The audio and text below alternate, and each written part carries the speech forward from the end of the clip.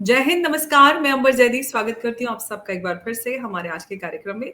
और आज हम बात करने वाले हैं डोनाल्ड ट्रंप और उनके स्टेटमेंट्स की, और साथ ही साथ वो जिस तरह से जैसे वो आए थे उसके बाद से अब तक उनमें बहुत बड़ा एक बदलाव आ चुका है। उन बदलावों को लेकर हम चर्चा करेंगे। अभी रिसेंटली उन्होंने प्रेसिडेंट पुतिन को क्रेजी बुलाया, साथ ही साथ हाइपरसोनिक मिसाइल टेक्नोलॉजी चुराने का इल्जाम भी रशिया पर उन्होंने लगा दिया। बड़ी-बड़ी बातें कर रहे हैं।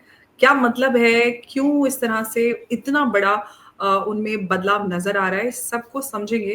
ख़ास तौर से रशिया यूक्रेन को लेकर उन्होंने बड़ा वादा किया था कि हम पीस लेकर आएँगे, लेकिन उस पे भी यू टर्न हो गया। पूरी तरह से वो कंप्लीटली यू टर्न हर चीज़ पे ले चुके हैं। इसको हम आज चर्चा में शामिल करेंगे। हमारे साथ मौजूद हैं हमारे ख़ास मेहमान मेजर जनरल अस्थाना। बहुत-बहुत स्वागत है सर आपका। नमस्कार, जय हिंद। नमस्कार, जय हिंद। सर, अंकल ट्रम्प में इतना बड़ा बदलाव क्यों आ रहा है? थोड़े बौखलाए हुए लग रहे हैं। जैसे आए थे, अब तक उनमें कुछ महीनों में इतना बड़ा बदलाव है। क्या वजह है?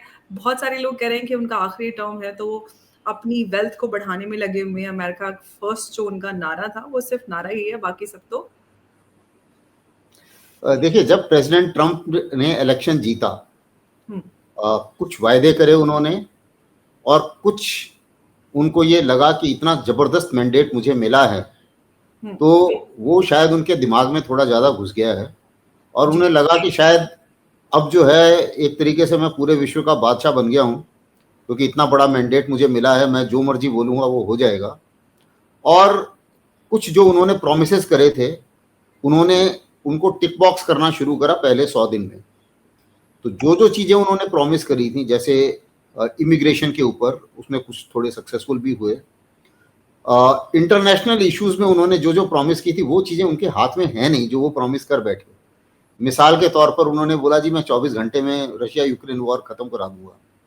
हुँ, अब ये उनके हाथ में नहीं है, उसमें बहुत सारे स्टेक होल्डर्स हैं और व्लादिमीर पुतिन अब को 20 साल से ज़्यादा हो गए हैं कुर्सी पे। तो जितना experience as head of state Vladimir Putin को है, उतना किसी वर्ल्ड लीडर को नहीं है, ट्रंप को भी नहीं है। तो उनसे डील करना इतना आसान नहीं है, पहली बात। और दूसरे, ये एक ऐसा गोल है जो उनके हक में नहीं है और ये उनके हाथ में नहीं है। वो कुछ चीज़ें कर सकते हैं, लेकिन वो जो है इसको एक लड़ाई बंद करा पाएँ, ये उनके हाथ में नहीं है। अब जैसे-जैसे टर्म आगे बढ़ी और उन्हें लगा कि जो-जो मैंने बोला था, फिर इज़राइल हमास के लिए बोला था। पहले हमास को डराया कि भई सारे अगर वापस नहीं आए होस्टेजेस तो कहर आ जाएगा, लेकिन वो कहर भी नहीं आया। उसके बाद में बात करी तो बात भी पूरी नहीं हुई। उसके बाद में उन्होंने फिर एक अजीब-सा आइडिया छोड़ा कि जी सारे पैलेस्टीनियंस को बाहर निकाल दो और उधर मैं डेवलप करूँगा उसको और रियल एस्टेट बनाऊँगा, ज़बरदस्त रियल एस्टेट। तो वो भी किसी अरब कंट्री को पसंद नहीं आया और उसमें भी उन्हें लग गया कि हाँ ये अपोजिशन होगा, पूरे वर्ल्ड में अपोजिशन होगा इसका। तो वो भी बात कुछ समझ में नहीं आई। दूसरा, उन्होंने ग्रीनलैंड को लेके कुछ वादे कर दिए। अब ग्रीनलैंड जो है, अगर आप उसको एक्चुअली माने तो एक तरीके से वो भी अतिक्रमण ही हुआ, अगर उनका जो सपना है वो पूरा हो जाए तो। अब इस अतिक्रमण को, और एक जगह वो बोले जी मैं तो पीस की बात करता हूँ, मैं तो लड़ाई शुरू नहीं कराना चाहता। ज़्यादा से ज़्यादा उनको जो सबसे ज़्यादा जो उन्हें फ्रस्ट्रेशन हो रही है, वो ये है कि कोई भी उनकी जो फॉरेन पॉलिसी में स्पेशली कुछ भी उनका काम नहीं कर रहा है। उन्होंने बीच में बोला हुदीज़ को मैं बर्बाद कर दूँगा अगर हुदीज़ ने रेड सी को टारगेट करना बंद नहीं किया। अब उन्होंने अपना पूरा जोर लगा लिया।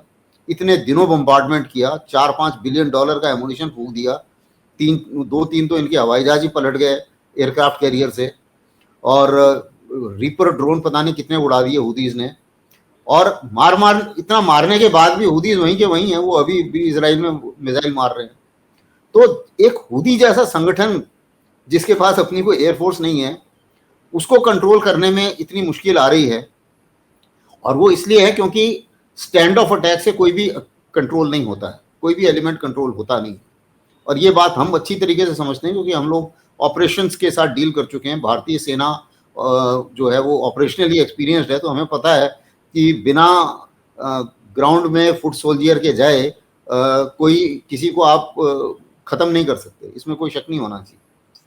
तो एनीवे कहानी ये है कि प्रेसिडेंट ट्रम्प की कोई भी बात जो है वो सही नहीं हो रही है। फिर उन्होंने टैरिफ लगा दिया, कुछ हद तक तो टैरिफ चलो ठीक है, उनकी बात सही है, ज़्यादा अमेरिका के ऊपर लोग ज़्यादा टैरिफ लगा रहे थे, लेकिन फिर वो बहुत ज़्यादा आगे बढ़ गए। अब चीन के ऊपर उन्होंने जब 245% कर दिया तो चीन ने बोला कि ठीक है, नंबर गेम छोड़ो, मैं अभी अभी बताता हूँ आपको। फिर चीन ने भी खूब तसल्ली से उनकी जो उनके बॉन्ड बेचना शुरू कर दिया, उनकी कई सारी चीज़ें बंद कर दी। उसके बाद में उनकी समझ में आया तो बोले नहीं नहीं नहीं, वो चीन भी मेरे साथ करना चाहता है ट्रेड की बातचीत, तो फिर वो थोड़ा सा खिसक गए वहाँ से। उसके बाद में बाकियों के साथ भी ट्रेड डील चल रही थी। उन्होंने क्या करा कि ट्रेड के नाम पे ये बताने के लिए अपने डोमेस्टिक ऑडियंस को कि मैं सिर्फ अमेरिका फर्स्ट है और मैं सब जहाँ पर भी ट्रेड इम्बैलेंस है मैं उसको पूरा करूँगा, लेकिन कई सारे इकोनॉमिस्ट्स बताते हैं कि ये एक सही तरीका नहीं था, क्योंकि ट्रेड इम्बैलेंस करने का ये तरीका नहीं था। आपकी मैन्युफैक्चरिंग भी तो उतनी होनी चाहिए, और आप हर चीज़ मैन्युफैक्चर नहीं करते हैं तो कैसे हो जाएगा कि भाई सारे के सारे आके आपके अमेरिका में ही हर चीज़ बनाएं। एप्पल वाला भी बनाने को तैयार नहीं है, वो भी बोलता है कि नहीं मैं इंडिया में बनाऊंगा, हालांकि उन्होंने उसको धमकी दे दी है, लेकिन वो बोलता है ठीक है मैं अमेरिका में भी बना दूंगा, इंडिया में भी बना दूंगा। अमेरिका वाला, इंडिया वाला अमेरिका में नहीं बेचूंगा, इंडिया वाला बाकी दुनिया में बेच दूंगा। तो टिम कुक भी उनकी बात मानने को तैयार नहीं है। उसी मुताबिक कई जो तर्क संगत नहीं थे उनके डिसीजन, वो कोर्ट ने ओवरटर्न कर दिए।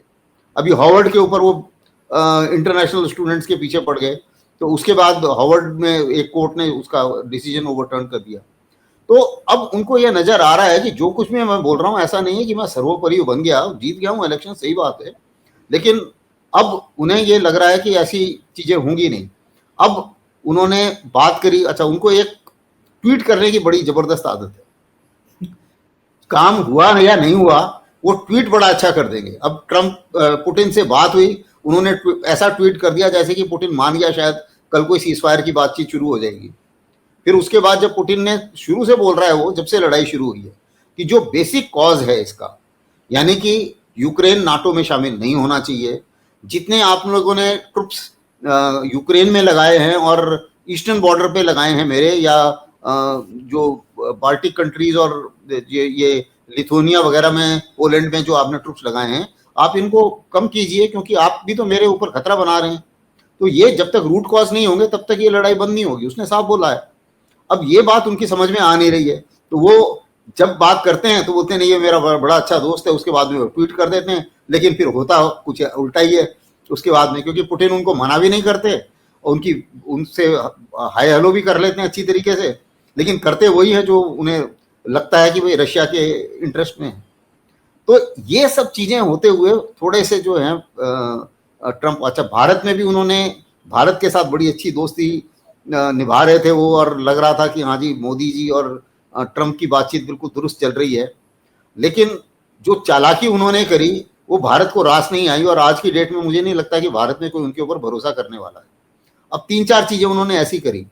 सबसे पहले जब ये ऑपरेशन सिंदूर में हम लोगों ने एक्शन लिया, बहुत क्लियर है कि हमने जब एक्शन लिया और जब उनके रावलपिंडी वाले हवाई अड्डे के ऊपर भयानक बमबारी हुई और बर्बाद हुआ वो, तो उन्हें लगा कि यार ये न्यूक्लियर के इतने नज़दीक है, ये मेरे न्यूक्लियर इंस्टॉलेशन को भी ना उड़ा दें इंडियंस। तब वो भागे अमेरिका के पास में कि यार बंद कराओ। तो अमेरिका ने बात की होगी, इसमें कोई शक नहीं है, लेकिन भारत ने उनको साफ बता दिया कि अगर पाकिस्तान को चाहिए कि सीज फायर है तो वो बात माने और अपने उनके डीजीएमओ को बोलो हमारे डीजीएमओ से बात करें। ये बात बिल्कुल सही है। और 1 बजे के 1:15 के आसपास, पहले तो उन्होंने 10 सवा 10 बजे उन्होंने वैसे अपने आप ही कोशिश की थी, उस समय हमारे डीजीएमओ ने फोन नहीं उठाया। फिर 1:15 में जब उसने बात करी तब बोला कि अच्छा ठीक है रुको आपको बताएंगे। फिर 3:35 पे इन्होंने बताया कि हाँ ठीक है सीज फायर 5 बजे से करेंगे। अब उन्होंने क्या करा, उन्हें जल्दी पड़ी थी कि नहीं हम अमेरिका वालों को बता देते हैं। उन्होंने अमेरिका को बता दिया बिना सोचे समझे, और अमेरिका ने उठा के डोनाल्ड ट्रम्प ने ट्वीट कर दिया। और उसके बाद में हम पूरे भारतीय डिप्लोमेट जो वो यही समझाते जा रहे हैं कि भैया ये उसके ट्रम्प का काम नहीं है। अब बेशर्मी भी इतनी है, कई बार प्राइम मिनिस्टर मोदी ने पहले भी उनके व्हाइट हाउस में भी एक बार बोला था कि भाई आपकी मध्यस्थता नहीं चाहिए हमें पाकिस्तान के मामले में।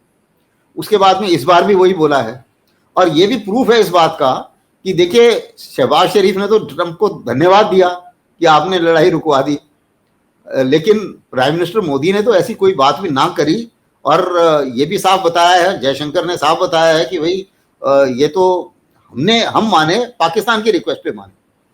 तो इसमें प्रेसिडेंट ट्रंप अपने आप बीच में कहां से आ गए। अच्छा, दूसरी चीज उससे तो वो भारत को कोई बहुत अच्छा नहीं लगा, जाहिर है कि पूरी जनता भी नाराज है इस बात पे। दूसरी चीज, उन्होंने पाकिस्तान को F-16 का मेंटेनेंस पैकेज दे दिया। हालांकि थोड़ा सा खैर बढ़ा चढ़ा के भी लोग बोल रहे हैं, मैंने कल रिसर्च किया था, पैसे तो पाकिस्तान ही देगा, उन्होंने ग्रांट नहीं दिए कोई। जो F-16 हवाई जहाज जो मेंटेन करने हैं, पैसे उसके पाकिस्तान नहीं देने, लेकिन ये है कि मेंटेन करने के लिए एग्री भी क्यों किया, क्योंकि पहले तो आप बोल रहे थे कि पाकिस्तान मेरे को धोखा देता है, उसके बाद आप शुरू हो गए, तो उसका चीज भी निकल के सामने आई कि वहां पे पाकिस्तान में ब्लैक मनी है, नार्कोटिक मनी काफी है, और प्रेसिडेंट ट्रंप जो है वो बिटकॉइन आजकल अपना शुरू कर रहे हैं, उनका फैमिली बिजनेस बन गया है, और पाकिस्तान ने प्रॉमिस कर दिया जी हम काफी खरीद देंगे उसमें से, तो उन्हें बड़ा पसंद आ गया ये आइडिया, और वहां पे जाके उनके जो भी नेगोशिएटर हैं वो गए वहां पे और आसिफ मुनीर से भी मिले, तो वो प्रेसिडेंट ट्रंप को काफी भा गया, लेकिन पूरी दुनिया को नहीं भाया है, और मुझे नहीं लगता कि अमेरिकी लोगों को भी बहुत कोई खास पसंद आया है ये आइडिया। तो जैसा आपने बिल्कुल सही कहा था कि लग रहा है कि पहले वो मेक अमेरिका ग्रेट अगेन की बात कर रहे थे, अब मुझे लगता है कि make Trump empire great again में थोड़ा सा उनको इंटरेस्ट ज्यादा हो गया है। बिल्कुल, वो लग रहा है क्योंकि वो उनका लास्ट टर्म है और वो जल्दीबाजी में है कि सब कुछ जल्दी-जल्दी जहाँ-जहाँ जो कुछ हो सकता है, जिस कंट्री में जो इन्वेस्ट कर सकते हैं, जहाँ से जो कुछ बना सकते हैं, सब वो कर लें। लेकिन सर एक सवाल ये है कि उन्होंने प्रेज़िडेंट पुतिन को लेकर कई सारे स्टेटमेंट दे डाले, उनको क्रेज़ी बोल रहे हैं, उन्होंने रशिया पे हाइपरसोनिक मिसाइल टेक्नोलॉजी चलाने का भी इल्ज़ाम लगा दिया। ये किस तरह की बातें हैं? मतलब अगर आपकी पीस डील नहीं बन रही है, तो आप कुछ भी बोल डालेंगे? देखिए, ये जिस किस्म के जो डायलॉग ये वेस्टर्न मीडिया की तरफ से आते हैं, उससे जो मैच्योर्ड पॉलिटिशियंस हैं उन्हें कोई खास फर्क नहीं पड़ता। आप देखेंगे प्रेसिडेंट पुतिन इसके ऊपर रिएक्ट ही नहीं करेंगे, क्योंकि वो बहुत सीजन्ड हैं, वो काफी एक्सपीरियंस हो गया उनको, तो वो इन चीजों के ऊपर बात ही नहीं करेंगे कुछ भी। उसी मुताबिक तो जो मर्जी चाहे वो बोलते रहें, प्रेसिडेंट पुतिन बहुत अच्छी तरीके से बात करें और काम वही करेंगे जो उन्हें करना है।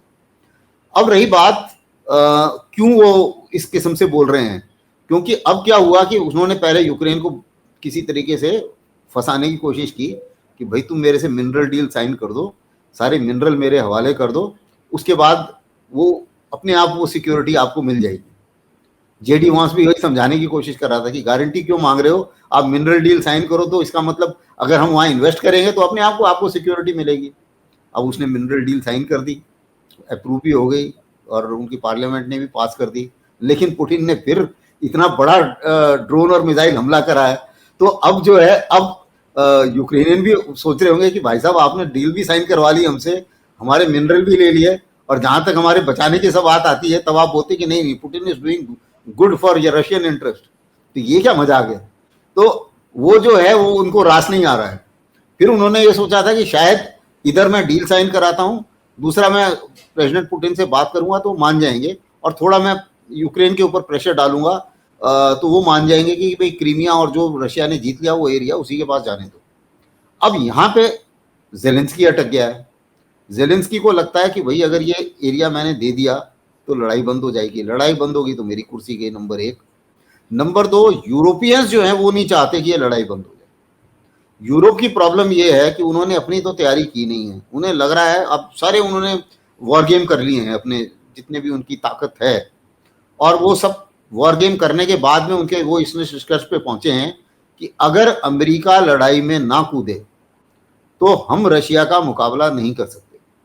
तो बेस्ट तरीका ये है यूक्रेन को पैसे दो, यूक्रेन लड़ता रहेगा, यूक्रेन के आदमी मरेंगे, हमारा तो कोई आदमी मर नहीं रहा है, हमें कोई बॉडी बैग की रिस्पॉन्सिबिलिटी हमारी है नहीं, हमें अपने लोगों को कोई जवाब देना नहीं है। पैसे देके अगर यूक्रेन और जेलेंस्की वॉलंटियर है अपने आदमी मरवाने के लिए और लड़ने के लिए, तो अगर वो लड़ रहा है और रूस को कमजोर कर रहा है तो हमारे हक में है। वो इस चक्कर में लगे हुए हैं, तो इस चक्कर में वो जो है और ये किसी भी तरीके से ट्रंप के एजेंडा में कहीं फिट नहीं बैठ रही है। जहां तक रूस का सवाल है, रूस जाहिर है कि रूस की भी कैजुअलिटीज बहुत हुई हैं, नुकसान भी हुआ है, लेकिन रूस की इकोनॉमी भी ठीक ही चल रही है, कम से कम यूरोप से तो ज्यादा अच्छी चल रही है, इसमें तो कोई डाउट नहीं है। तो रूस इतनी परेशानी में नहीं है। दूसरी चीज ये है कि मोमेंटम अभी रूस के पास है। रूस को ये साफ नजर आ रहा है कि बातचीत में वो फंसाता रहेगा सबको, लेकिन उसको ये चीज पता है कि जो ग्राउंड में मैं चाह रहा हूं वो मैं ऑलमोस्ट करने वाला हूं, मैं उस सिचुएशन पे पहुंचने वाला हूं। देखिए रूस का एम क्या था? रूस का एम था कि जितने भी रशियन स्पीकिंग एरियाज हैं, ये पूरा डॉनबास का एरिया रशियन स्पीकिंग है, उसके बाद में ये ज़ेपोरिजिया और नीचे का एरिया है वो सारा रशियन स्पीकिंग है, केरसोन वाला, तो ये उसने कब्जा ऑलमोस्ट कर लिया है। थोड़ा सा डोनेट्स रीजन में थोड़ा सा बाकी है और वो उसमें वो लगा हुआ है। दूसरी उसके सामने कंपल्शन थी, ये लोग कुर्स्क में घुस गए थे, कुर्स्क से उसने बाहर निकाल दिया अभी यूक्रेनियंस को। थोड़े से कुछ लोग बेलग्रोड में हैं, वो वही निकाल देगा कुछ ही समय में, उसमें ज्यादा वक्त उन्हें लगेगा नहीं। अब ये लग रहा है कि उसको कि ये सब कुछ तो मैं डायरेक्टली अचीव कर सकता हूं, तो अब मेरे को जो अगर सीज फायर करना है तो सीज फायर करने की मेरी टर्म्स एंड कंडीशन ये होनी चाहिए कि सारे की सारी सैंक्शंस हटाओ और अपने जो नाटो के सोल्जियर हैं उनको वापस करो, तो वहां मेरे बॉर्डर से दूर हट जाने चाहिए। अब ये दो चीजें वो मनवाने के लिए ही बात करेगा आगे, इससे कम में वो बात नहीं करेगा। जो उसने जीत लिया वो तो उसे पता है कि कोई नहीं ले सकता वापस, और यूरोपियंस को भी पता है और अमेरिकन को भी पता है कि कोई वापस नहीं ले सकता उसको। वो ये लोग जेलेंस्की जो मर्जी बोलता रहे, पहले तो बोलता था, पहले ये लोग बोलते थे कि पुतिन मस्ट लूज, ये पूरा इनका नारा होता था सारे यूरोपियंस का, वेस्टर्न का, कंट्रीज का, नाटो का। फिर बीच में वो नारा बदल गया, पुतिन शुड नॉट विन, क्योंकि इन्हें पता चला कि लूज तो वो करने वाला है नहीं, तो उसके बाद हो गया कि ही शुड नॉट विन। अब हो गया है कि किसी तरीके से ये जो कैपिचुलेशन ना हो जाए इसका, यूक्रेन का कैपिचुलेशन का मतलब है कि पूरी तरीके से हाथ ना खड़े कर दें ये लोग, तो इनकी मदद करते रहो, कहीं पता चला हाथ खड़े कर दिए इन्होंने यूक्रेनियंस ने और सरेंडर कर दिया तो बहुत बेइज्जती हो जाएगी। तो अब ये सिर्फ उसी चीज को रोकने के लिए लगे हुए हैं जहां तक यूरोप का सवाल है। और प्रेसिडेंट ट्रंप ये बोल रहा है, उसको पता है ये कॉम्प्लिकेटेड अफेयर है, तो बोल रहा है जी ये मेरी लड़ाई नहीं है, बाइडेन ने शुरू की, यूरोपियन ने शुरू की, जेलेंस्की ने शुरू की, पुतिन ने शुरू की, वो अपने आप संभालें इसको, मैं तो पीस की कोशिश कर रहा था, अगर मेरी बात मानोगे तो पीस ठीक है, नहीं मानते हो तो मैं तो फिर पीछे हट जाऊंगा, वो ये बोल रहा है। तो प्रेसिडेंट ट्रंप ने सबसे बड़ा उनका दावा और वादा यही था कैंपेनिंग के दौरान कि पीस डील करेंगे, इजराइल को लेकर भी और यूक्रेन को लेकर भी। कहीं पे भी बात नहीं बन पा रही, ना तो नेतन्याहू ही उनकी बात मान रहे हैं और ना ही जेलेंस्की या पुतिन पे उनकी चल पा रही है। तो ऐसे में क्या वो अपना ग्राउंड लूज कर जाएंगे अमेरिका में जिस तरह से वो चल रहे हैं, और साथ ही साथ जो देश हैं खासतौर से भारत और इस तरह के देशों के साथ रिश्तों पे भी अमेरिका के साथ असर पड़ने वाला है? देखिए रूस ये प्रेसिडेंट ट्रंप टेक ओवर करने के बाद में कोई भी उनकी फॉरेन पॉलिसी विन अभी तक नहीं है, यानी जैसे बोलते हैं ना कि कोई फॉरेन पॉलिसी अचीवमेंट वो अभी तक कोई नहीं कर पाए। और हर जगह उन्होंने चाहे दोस्त हो चाहे दुश्मन हो सबसे संबंध बिगाड़ ही लिए। चीन से जो रही कसर थी वो और ज्यादा अभी ठनाठनी हो गई है, उसमें ट्रेड वॉर और ज्यादा इंटेंस हो गई है। जो उनके दोस्त थे उनके ऊपर भी सैंक्शन लगा दी, जितने भी यूरोपियन कंट्रीज थे वो भी नाराज बैठे हैं। भारत से अच्छी भली चल रही थी, अब उन्होंने ये जो 2-3 एक्शन लिए हैं वो भारत को रास नहीं आ रहे हैं, तो उसमें भी जो है एक बहुत बड़ा पब्लिक प्रेशर है। क्योंकि इतना तो हालांकि मेरा अपना मानना ये है कि ट्रंप के रेटोरिक को एक साइड करके हमें भी बिल्कुल उसी तरीके से सोचना चाहिए जैसे चाणक्य ने बताया था कि उससे हमें क्या मिल सकता है, अमेरिका से हमें क्या मिल सकता है, हमें सिर्फ इसके ऊपर कंसंट्रेट करना चाहिए, जो वो बकवास कर रहा है उससे हमें क्या लेना देना, हमें जो टेक्नोलॉजी चाहिए वो हम लें, हम कैसे विकसित भारत बने, अगर वो सोच रहा है भाई make India America great again, तो हमें तो भैया मेक इंडिया ग्रेट अगेन चाहिए। और इंडिया के इंटरेस्ट में हमें अमेरिका क्या दे सकता है, और अगर कुछ दे सकता है तो हाँ भाई भैया बहुत अच्छी बात है, उसमें हमें बातचीत भी करनी चाहिए और आगे भी बढ़ना चाहिए, ऐसा मेरा मानना है। जहां तक संबंधों का सवाल है, देखिए इन छोटी मोटी चीजों से संबंध बिगड़ते नहीं हैं, क्योंकि अमेरिका का इंटरेस्ट पाकिस्तान में पहले भी था, अभी भी है और आगे भी रहेगा। जो बड़े तौर सामरिक तौर पर अगर मैं इसको समझाने की कोशिश करूं आपके दर्शकों को, तो देखिए पहले अमेरिका ने चीन को ऊपर बढ़ाया, चीन में इन्वेस्टमेंट करा यूएसएसआर को तोड़ने के लिए। उसके बाद चीन ने जब इन्वेस्टमेंट करा, चीन काफी बड़ी ताकत बन गया, अब चीन उनको चैलेंज कर रहा है। अब चीन को रोकने के लिए अमेरिका भारत के नजदीक आना चाहता है। तो पिछले एक दशक में चाहे प्रेसिडेंट कोई भी हो, अमेरिका भारत के नजदीक आने की कोशिश कर रहा था, और भारत के साथ संबंध मजबूत बनाने के लिए कई चीजें हुई, क्वाड बना, और भी कई सारे इनिशिएटिव्स लिए गए, कुछ टेक्नोलॉजी ट्रांसफर्स भी हुए, टेक्नोलॉजिकल एग्रीमेंट्स भी हुए काफी सारे। तो ये एक लंबी नीति है। अब उनके दिमाग में दूसरी चीज क्या चल रही है आजकल, क्योंकि मैं अमेरिका भी जाता रहता हूं, वहां पे ये हो रहा है कि चीन को जब हमने ऊपर बढ़ाया तो चीन हमारे लिए चैलेंज बन गया। तो आज अगर हम भारत की मदद करें तो चीन, China is challenge today, America India can be challenge tomorrow. तो अब क्या है कि अगर India can be challenge tomorrow, तो उस हालत में एक ऐसा भी आदमी चाहिए ना जो इंडिया को भी थोड़ा सा नीचे डुबोए, तो वो उनको पाकिस्तान में नजर आता है। तो इसलिए पाकिस्तान के साथ संबंध जीरो। डीआईए की रिपोर्ट भी आई है, एक अमेरिका की जो एजेंसी है डीआईए की, उसकी रिपोर्ट आई है, उसमें भारत के, चाइना और पाकिस्तान के साथ संबंधों पे उन्होंने काफी डिटेल्ड जानकारी साझा की है कि कैसे चाइना अमेरिका भारत के लिए चैलेंज है और पाकिस्तान के साथ क्या, पूरा उन्होंने डिटेल्ड उन्होंने रिपोर्ट बनाई है। हाँ बिल्कुल, उस रिपोर्ट में एक जो इंटरेस्टिंग चीज उन्होंने ये बताई है कि पाकिस्तान भारत के लिए चैलेंज नहीं है, पाकिस्तान भारत के लिए एक न्यूजेंस है, जिसे बोलते हैं ना, पाकिस्तान मानता है भारत को एग्जिस्टेंस, अपनी एग्जिस्टेंस के लिए। हाँ, लेकिन पाकिस्तान अपने आप को पाकिस्तान भारत को एक एग्जिस्टेंशियल थ्रेट मानता है। ये वो बोलते भी रहे हैं, उनकी पाकिस्तान की डॉक्ट्रिन में भी ये शामिल है कि इंडिया इज एग्जिस्टेंशियल थ्रेट। इसी चीज के यही तो बोल बोल के पाकिस्तान मिलिट्री वहां पावरफुल हो गई है कि भाई इंडिया इज एग्जिस्टेंशियल थ्रेट, और उसी से मैं ही आपको बचा सकता हूं, वो हमें खा जाएगा, तो मेरे पास पावर होनी चाहिए। तो ये बोल बोल के उनके पास पावर आई है। अच्छा, अमेरिका को भी लगता है यार पाकिस्तान मिलिट्री सही है, क्योंकि पॉलिटिशियन तो सारी चेंज होने हैं, तो उसमें तो कोई भरोसा है नहीं। तो अगर न्यूक्लियर वेपन किसी ने सेफ रखना है तो यार वो तो ले दे के फिर आसिफ मुनीर से ही बात करनी पड़ेगी। और दूसरी मुसीबत उनकी क्या है कि अगर ईरान के साथ में ग्राउंड ऑपरेशन करना पड़ता है तो लॉजिस्टिक सपोर्ट फिर कराची एयरपोर्ट से ही जाएगा, और कोई तरीका है नहीं। तो उस चीज को भी मद्देनजर रखते हुए उनका ये मानना है कि भाई पाकिस्तान से बिल्कुल बिगाड़ो मत।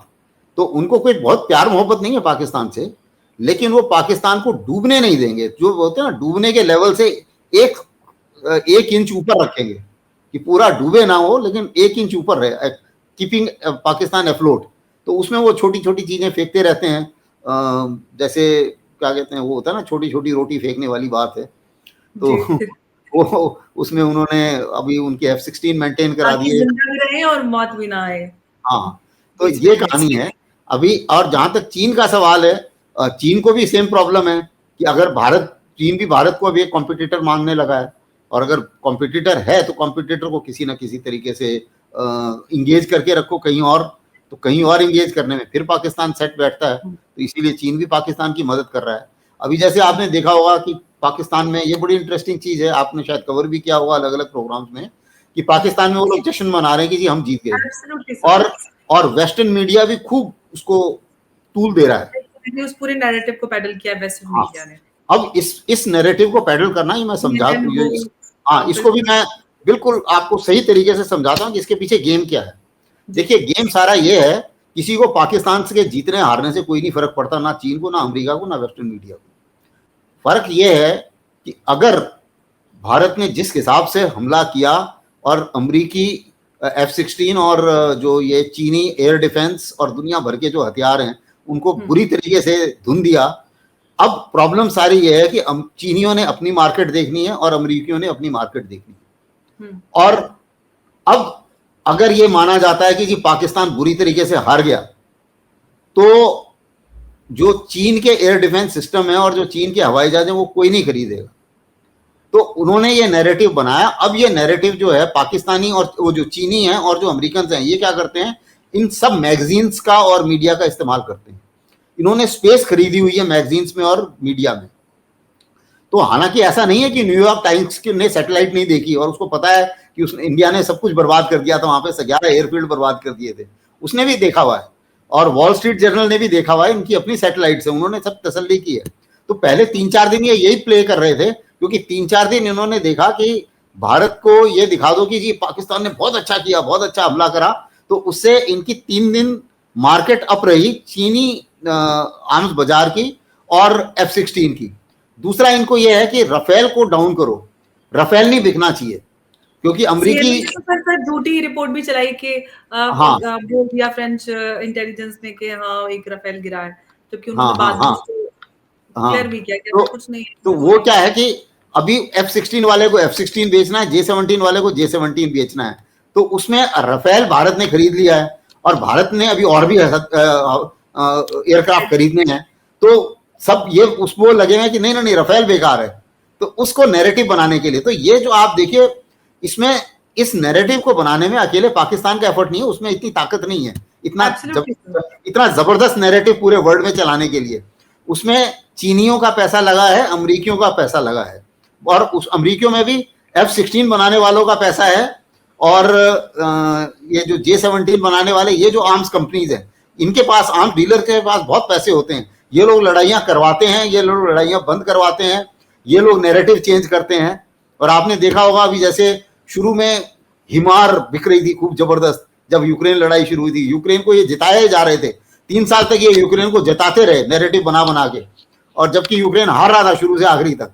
लेकिन अब जब ये छुपना बंद हो गया तो फिर ये अब जमीन पे आ गए हैं, और अब कोई बात नहीं करता हथियारों की वहां पे, क्योंकि रशियन इक्विपमेंट ने मार मार के इनका भूत बना दिया सबका। अब वही चीज इधर लागू है कि पहले 3-4 दिन ये हल्ला हुआ, उसके बाद में अब आप देखेंगे अभी की रिपोर्ट जो है वो मॉडरेट हो गई है कि नहीं नहीं नहीं, इंडिया ने बहुत नुकसान करा है, इंडिया की इंडिजिनस टेक्नोलॉजी बढ़ गई है। अब क्योंकि अब छुप नहीं सकता, अब काफी ज्यादा मतलब देर हो गई है और साफ नजर आ रहा है। सैटेलाइट हमारी डीजीएमओ की वो प्रेस कॉन्फ्रेंस हुई थी, उसमें सारी सैटेलाइट इमेजेस सारे दिखाई थी। उसके बाद में न्यूयॉर्क टाइम्स ने अपनी अलग से खुद की जो सैटेलाइट इमेजेस थी उनको पब्लिश किया था। तो सारी चीजें क्लियर आउट हो रही हैं। अब इनफैक्ट पाकिस्तान में भी जो एक पढ़ा लिखा वर्ग है वो भी इस बात को समझ रहा है कि जो नैरेटिव आईएसआई ने गढ़ा था रातों रात, वो सारी चीजें गलत थी। लेकिन आवाम अभी भी उसी नशे में घूम रही है कि भाई हमने इंडिया को ये कर दिया, हम जज्बे वाली कौम है, दिल्ली में हमने हड़कंप मचा दिया, 40 लोग मर गए, बिल्डिंग से लोग कूद गए। अलग ही उनकी झूठ की कहानी चल रही है। मतलब फैसिनेटिंग है। अभी चक्कर क्या है कि वहां पे डोमेस्टिक ऑडियंस को, अपने लोगों को बहलाने के लिए और कोई तरीका है नहीं उनके पास, और उसी के चक्कर में उन्होंने आसिफ मुनीर, अपने आप को उन्होंने फील्ड मार्शल भी बनवा लिया कि ये और प्रूव हो जाए कि नहीं नहीं मैंने बहुत बड़ा काम करा है, और आवाम के सामने भी ये हो रहा है कि नहीं नहीं हारने के बाद खुद को प्रमोट करते हुए ये भी अपने आप में ऐतिहासिक है। ये लेकिन पाकिस्तान को कोई शर्म तो है नहीं। इन्होंने देखिए पहले भी जब कारगिल लड़ाई हारे थे, उस समय भी मैंने बोला था, मैं खुद कमांडिंग ऑफिसर था उस टाइम में कारगिल वॉर में, कि देखना अभी कुर्सी चेंज हो जाएगी। भारत में तो कोई चेंज नहीं होगा, प्रधानमंत्री रहेगा, वहां पे प्रधानमंत्री की कुर्सी चली जाएगी, वो गई। उसके बाद में मुशर्रफ ने जंग हारने के बाद में वो अपने आप को उसने डिक्टेटर बना दिया और वो प्रेसिडेंट बन गया। उससे पहले अयूब खान भी 65 को करने के बाद में वो फिर सत्ता में आ गए।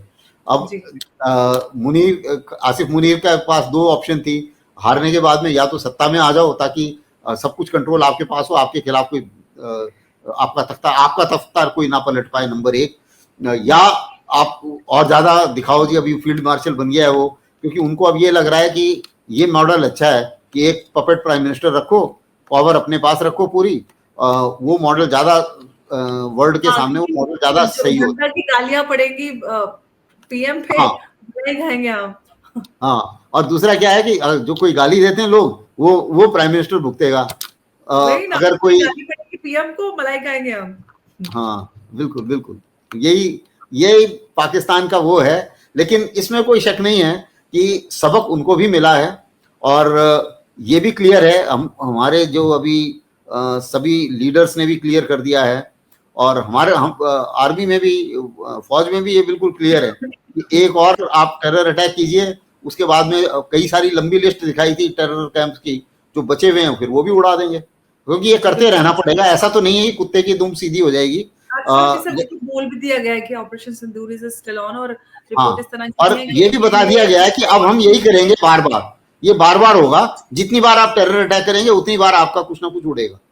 बिल्कुल। और इस पूरे कॉन्फ्लिक्ट में जो रिसेंट हुआ है, लगभग $23 बिलियन का नुकसान पाकिस्तान को हुआ है। पाकिस्तान के लिए बहुत बड़ा झटका है, क्योंकि पाकिस्तान एक बिलियन के लिए IMF और वर्ल्ड बैंक और कहाँ के वो फेरे लगाता है, और ऐसे में पाकिस्तान को इतना बड़ा नुकसान, और पाकिस्तान को कितना पीछे ले जा सकता है, ये सोचने वाली बात है। सर, बहुत बहुत आपका शुक्रिया हमारे साथ आज की इस अहम चर्चा में जुड़ने के लिए। नमस्कार, जय हिंद, जय भारत। थैंक यू, धन्यवाद।